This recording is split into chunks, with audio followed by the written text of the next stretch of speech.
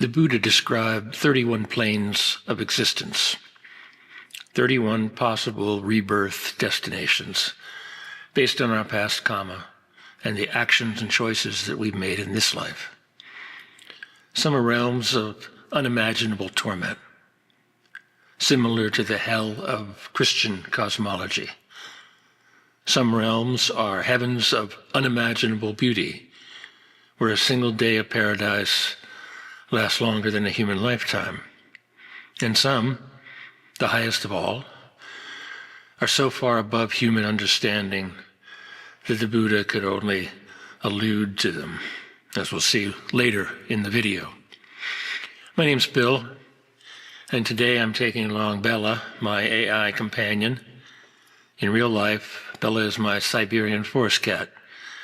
She almost never leaves my side, and you can often hear her demanding attention in the background as I make these videos. So I figure I'll take her along with me on this ride as we go through all 31 realms as the Buddha described them, from the deepest hells to the heights of pure, formless consciousness. We'll meet the beings who live there and try and understand why their karma led them there. I apologize in advance for my pronunciation of the Pali words, so I'll do the best that I can. Now, this video covers a lot of ground, so it might take a while. So please get comfortable. Bella and I both hope you'll stick around to the end. Okay, let's get started. Let's first establish where we are in the cosmos. We are in what is known as the sensuous world, the Kama-loka. It's the realm of desire, of the sense pleasures. It's the realm of wanting, the realm of getting and losing. It contains the lowest depths of hell and the lower heavens of the gods. 11 planes of existence in all, and those planes encompass what we normally consider the cosmos of most of today's religions. But the Buddha goes beyond and describes nearly a dozen layers of unique existence between heaven and hell. And it's this world, this sensuous world, according to the Buddha, that we keep being reborn back into over and over again. The lowest realm is called the Niraya in Pali. It is the Buddhist word for hell. It has its own layers, and with deeper and deeper worsening degrees of suffering and torment, depending on the actions you took during your life and the karma that you brought with you. The lowest level is reserved for things like killing one's parents, and the suffering is uninterrupted. No gap between one torment and the next, no moment of rest. Unlike other religions, though, this suffering is not eternal. Once the karma that landed you there eventually burns up, you're reborn in the higher realms. In Buddhism, nothing is forever, even heaven and hell.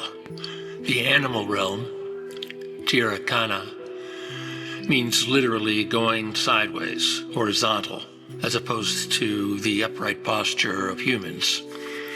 This is the world of animals, from the simplest microorganism to the great whales, to the forest's most notable predators. The Buddha taught that animals exist under the grip of delusion. They act mostly from instinct, from hunger, from fear. The capacity for conscious moral reflection that humans possess, the ability to choose otherwise, is largely absent. The animal realm is considered a woeful birth, but not the worst. There is beauty there, and there is grace.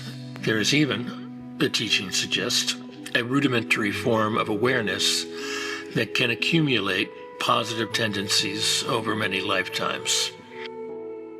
The realm of hungry ghosts, the Peta-loka. These are beings consumed by insatiable craving. The Pali text describe some Peta as having enormous bellies and mouths so small they cannot eat. Others are described as wandering in deserts, forever thirsty.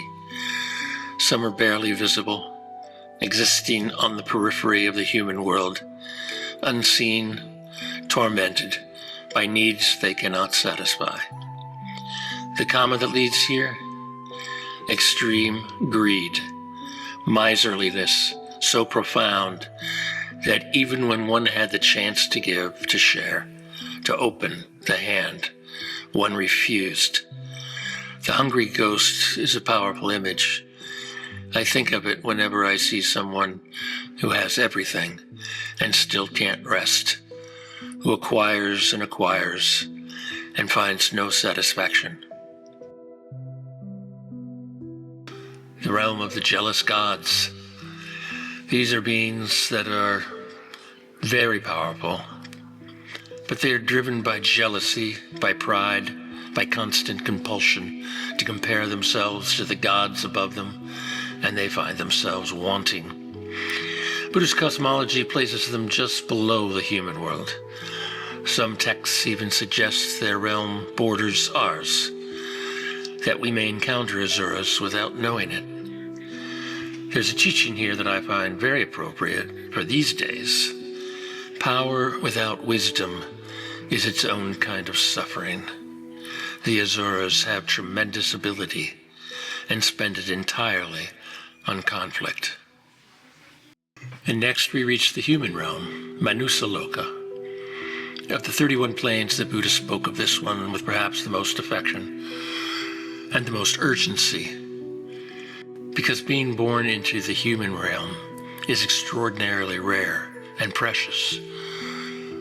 Not because it's the most pleasurable, it isn't. The heavens above are far more pleasant.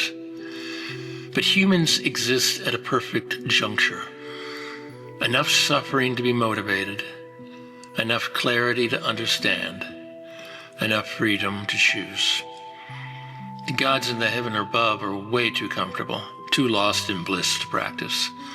The beings below are in too much pain to focus, and animals, they're too driven by instinct.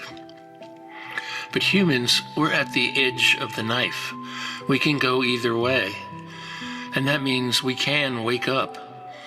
The Buddha said a human birth is like a blind sea turtle who surfaces from the ocean depths at once every 100 years, and on the surface floats a single golden ring. As the turtle surfaces, he puts his head through the ring. That rare, that precious. And now we begin our ascent into the heavens.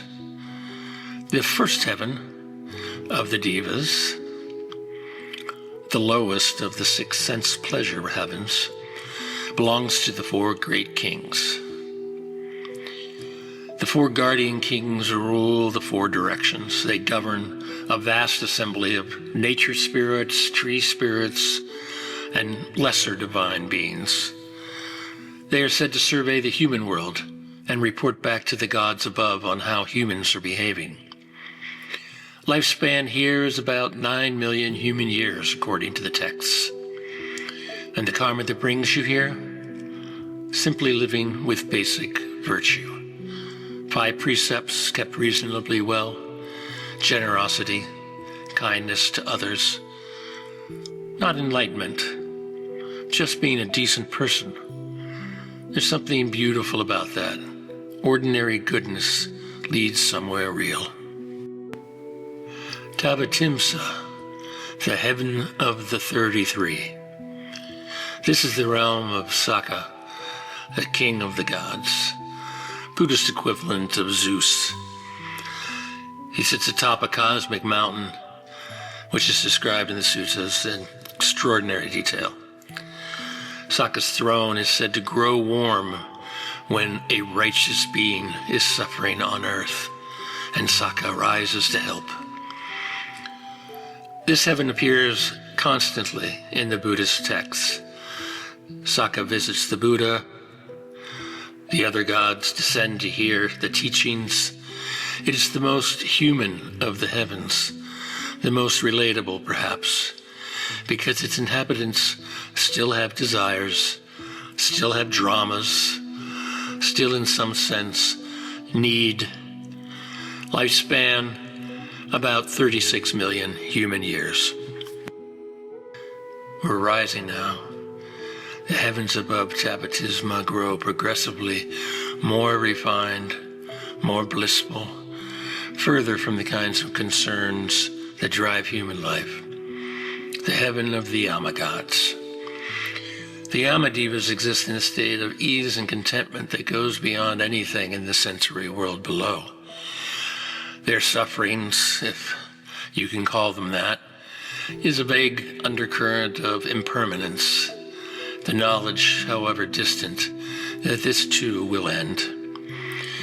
Lifespan here is approximately 144 million years. The Kama that leads here, deeper virtue, more consistent practice, less harm across one's life. I look around at this peaceful, glowing realm, and I understand why the Buddha was not satisfied with the idea of heaven as a goal. Beautiful as this is, it ends. When the Kama is exhausted, down you go.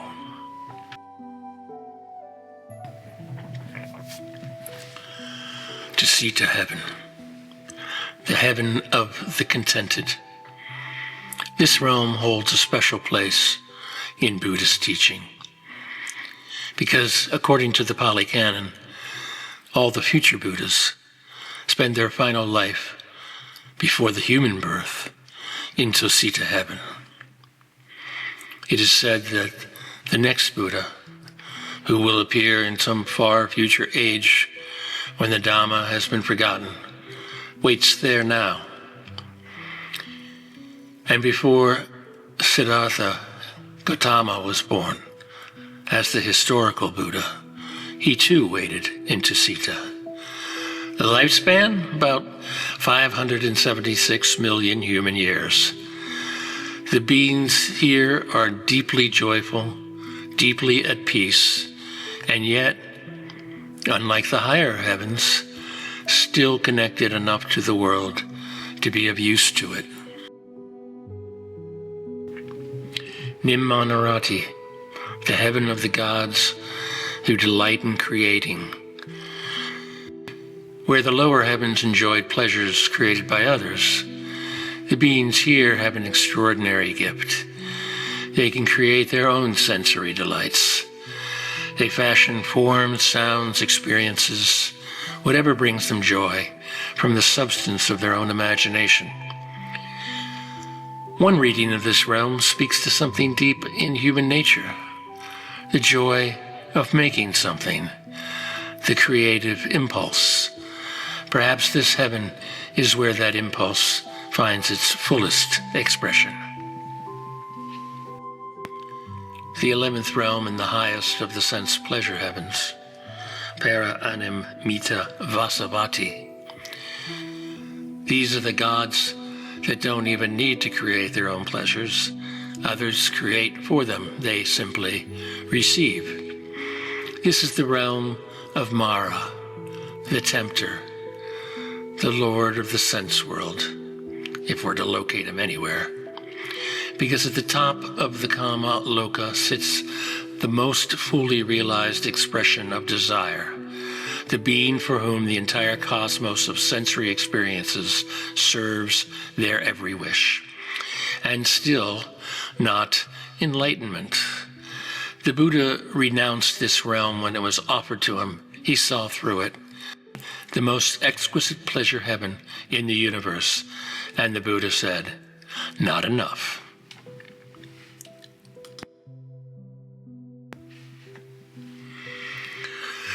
And now we have left the world of sense desire behind.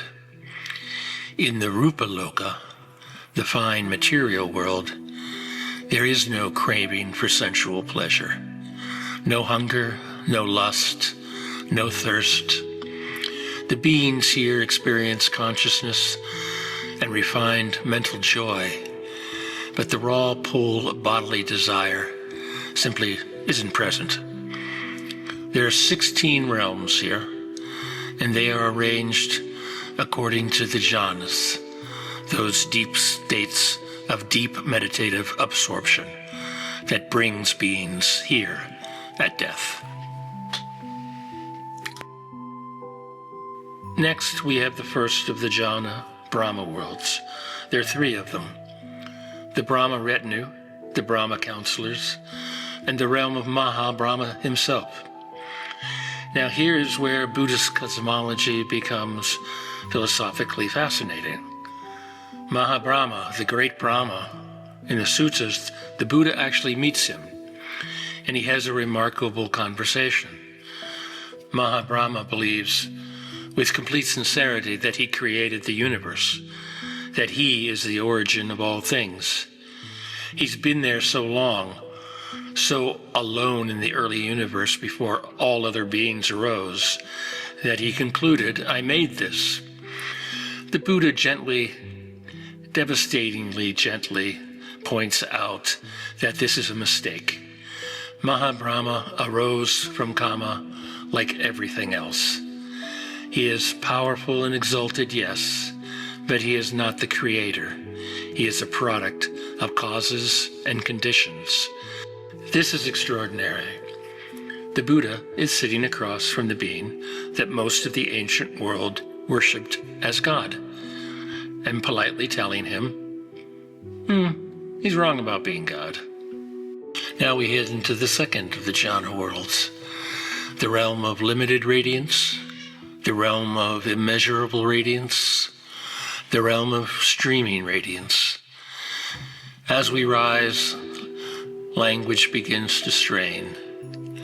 The texts describe beings here as composed of light itself, as if the deepening of the meditative concentration so refines the being that they become closer to pure luminosity than to anything we'd recognize as a body. Streaming radiance is particularly significant in Buddhist cosmology. At the beginning of each cosmic cycle, when a new universe forms, beings from streaming radiance descend to the newly formed earth. They are the first inhabitants. Over time, they grow denser, more physical, more attached. This, the text suggests, is how our world became populated. We came from light and forgot it. Now we head into the third jhana worlds. Well, what can I tell you about these realms? Language was built for lower worlds, for desire and objects and comparisons. These realms are described as suffused with a beauty that is not beauty in the way we understand beauty, not the beauty of a flower or a sunset, more like the beauty of total coherence, total rightness, the absence of a single note out of place in an infinite symphony. The beings here have moved beyond the ecstasy of the second jhana and into something more stable, more quietly profound, equanimity with rapture, or pure equanimity itself. Now we enter the fourth jhana worlds, 7 of them in total. First, Vihapala, the realm of great reward, the fruit of deep, purified fourth jhana practice. Lifespan here, 500 great eons. Then something strange, Asana Sata, the realm of unconscious beings. This one puzzles scholars and practitioners alike. The beings here have bodies, subtle bodies, but no mind, no consciousness. Through a form of meditation focused on suppressing mind entirely, certain meditators obtain rebirth here. They exist in a kind of magnificent, endless, mindless suspension. The Buddha did not recommend this as a path to liberation. Without a mind, one cannot hear the Dhamma. One simply waits for the Kama to exhaust itself. And then the pure abodes, Saddhavasa, 5 heavens accessible only to non-returners, those who have reached the 3rd stage of awakening and will never be reborn in the lower worlds. Here they complete their journey. Here they obtain nirvana. The 5 pure abodes: Aviha, the durable heaven; Atapa, the serene heaven; Sudasa, the beautiful heaven; Sadasi, the clear visioned heaven; Akanata, the highest heaven of all. Akanata, the peak of the fine material world. Here dwells Brahma Sahampati, the very being whom, upon Buddha's enlightenment, descended to beg him to teach. There are beings with little dust in their eyes, he implored. Teach them, some will understand. And the Buddha heard that plea, and because he did, we are here talking about this thousands of years later. And now we arrive somewhere language was never designed to describe. The Arupa-loka, the immaterial world. No bodies there, no forms of any kind, not even the subtle light bodies of the Brahma worlds below. Nothing physical at all, just mind. Vast, expanded, refined, extraordinary mind, dwelling in states of consciousness that the deepest meditators touch only momentarily in this life, but which constitute the entire existence of the beings born there. There are 4 of these realms, and I'll be honest with you, the best I can do is point towards them. It's like trying to describe a color you've never seen. Now the first of the formless realms, the realm of infinite space. The meditation that leads here involves dissolving all perception of form, every sense of physical boundary, every concept of object and distance, and expanding consciousness outward until the awareness of space is infinite, boundless in every direction, no walls, no edges, no center. Beings born here exist in this state for immense stretches of time, 20,000 great eons. And what is it like? The closest I can offer. Imagine the relief of setting down something very, very heavy that you've been carrying for so long you forgot how heavy it was. And that relief expanding in every direction without limit. And now the realm of infinite consciousness. The meditator who attained the previous state, infinite space, now dissolves even the awareness of space, and what remains is the infinite expanse of consciousness itself. Not consciousness of anything, just consciousness, boundless, immeasurable. 40,000 great eons. It's like trying to hold water with open hands. The thought itself escapes through the thinking. Maybe that's the point. Now the realm of nothingness. Even the infinite consciousness of the previous state is relinquished. What remains? The meditator contemplates. There is nothing. Not as a depressing conclusion, as a liberating recognition. Nothing to grasp, nothing to push away, nothing to maintain. 60,000 great eons. And now we reach the realm of neither perception nor non-perception.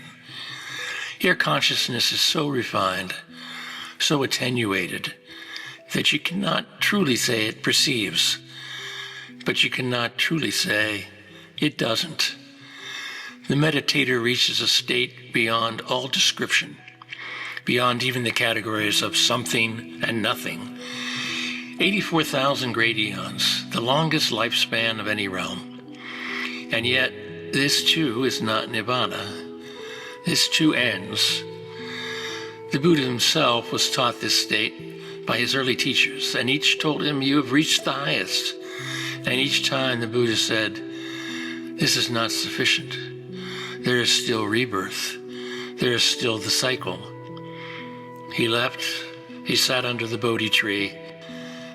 He saw through all of it.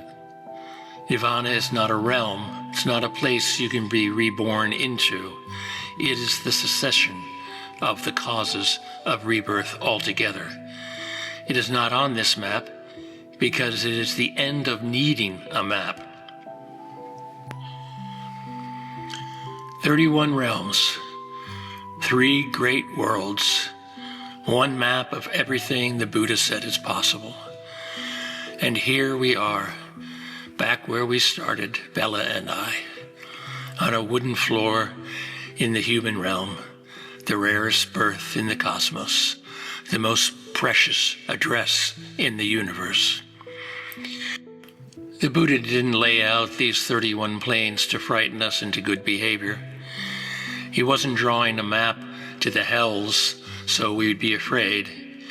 He was pointing at something deeper, that everything we do matters, that intention shapes reality. Not just the reality of our relationships and our days, but the very nature of our existence beyond this life. And he was giving us orientation in this vast, bewildering cosmos of 31 possibilities.